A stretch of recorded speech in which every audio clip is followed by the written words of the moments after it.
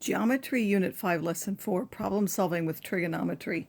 In this lesson, we want to look at finding the area of a triangle using two sides and the included angle, and we also want to do something called solving right triangles. So the first thing, when we want to find the area, they don't have to be right triangles. We can find the area using the length of two sides and the included angle. So let's suppose that we have an altitude and a side, and we happen to know this angle C. So we know C, we know B, and we know A. So those are two sides and the included angle that we know. How can we find the area? Well, we know that in general the area is 1/2 the base times the height. So for the way this triangle is drawn, this is the base is A and then the height is H. Now how can we find the relationship? So we only want it in terms of A and B.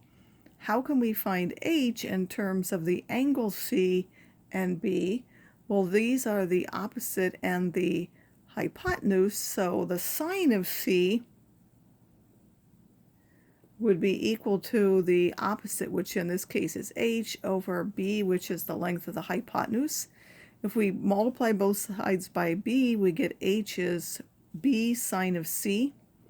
And now we can take this and substitute it in this equation to get that the area is equal to 1/2 of A times the height, which is now B sine of C.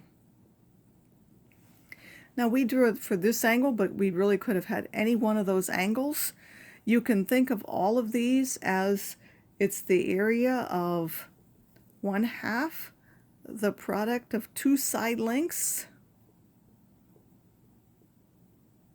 and then multiplied by the sine of the angle in between those two sides. So I know it's given here as three different formulas, but they're all the same. If you know these two, you would need this angle, so you would take 1/2 of the product of these, multiply by the sine of B. If you knew B and C, you would need the angle A, so you would take the product of B and C and take 1/2 of B times C and the sine of A, and so on. So it really doesn't matter which one you have, as long as you have the two side lengths and the angle in between. Those are the ones you're going to use. So now here we have those two sides and we have the angle in between. So the area is simply 1/2 of the product of the two side lengths, 3.2 times 4.7, multiplied by the sine of the angle in between, which is 142 degrees. If you multiply those on your calculator, you get 4.6, and because these are in meters, the area will be in meters squared. In lesson 5 and 6, we'll learn how to find this angle for any triangle. If we don't know it, suppose we've been given this one, we'll have a way to find that particular thing. All right, the other thing we want to do in this lesson is to solve a right triangle. To solve a right triangle means we want to be able to find the lengths of all the sides and all of the angle measures. In order to solve a right triangle, so that's what we're going to do in this lesson, is solving a right triangle, and then in the next two lessons we'll look at non-right triangles. But to solve a right triangle, you need either two side lengths or you need one side length and one acute angle measure. Then you're going to choose trigonometric ratios or inverse ones, the Pythagorean theorem, to find those missing angles. If you're given in the coordinate plane like this, you'll use the distance formula to find the side lengths. You might have to verify there's a right angle by the slope or some such thing to be able to use something for a right angle. So here we have a shelf that extends perpendicularly 7 inches from the wall. If you place a 9-inch brace under the shelf as shown, how far below the shelf to the nearest inch will the brace be attached? What angles to the nearest degree will the brace make with the shelf and with the wall? So we're really asked to find all of those different measures. We're asked to find this angle and this angle. This is the angle it makes with the wall. This is the angle it makes with the shelf.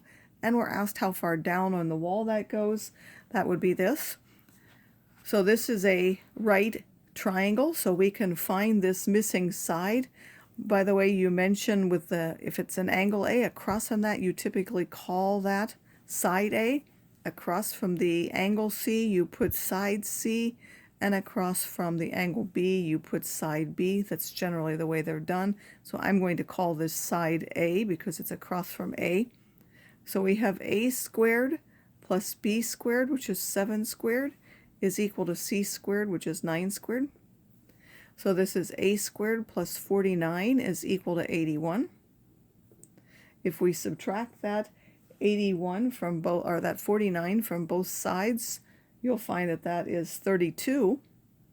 Then when you take the square root, again, normally we have to look at plus or minus, but because we know these are lengths, we can just take the positive square root of 32. 32 is 16 times 2, so when we take the square root, that will come outside as 4, and I get 4 square roots of 2. Since this is given in inches and it says what angles to the nearest degree, and here the nearest tenth of an inch, so they really want this as an approximation. That will be 5.7 inches. Now for the angles, we have to pick 2 of the sides. Generally, you would want to pick the 2 that are given, just in case you had done some sort of error in finding this one. So for angle A, these are the adjacent and hypotenuse. So the adjacent and the hypotenuse would be the cosine. So we know the cosine of angle A is the adjacent, which is 7, divided by the hypotenuse, which is 9. And then how do we find the angle? We use the inverse cosine. So the measure of angle A would be the inverse cosine of 7 divided by 9. And if you find your calculator, it says to the nearest degree, this is approximately 39 degrees.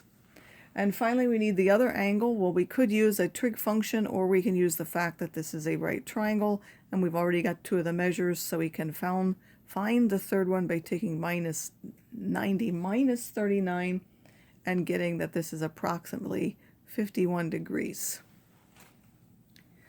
All right, we can do the same thing if it's in a coordinate plane, only now we have to find the lengths using coordinate plane techniques. It says solve the triangle with these vertices, give side lengths to the nearest hundredth, so that's 2 decimals, and the angle measures to the nearest degree. A, B, and BC are easy because they are horizontal and vertical lines. We can just count squares. AB is 4 squares in length. BC is 3, 4, 5, 6, 7 squares in length.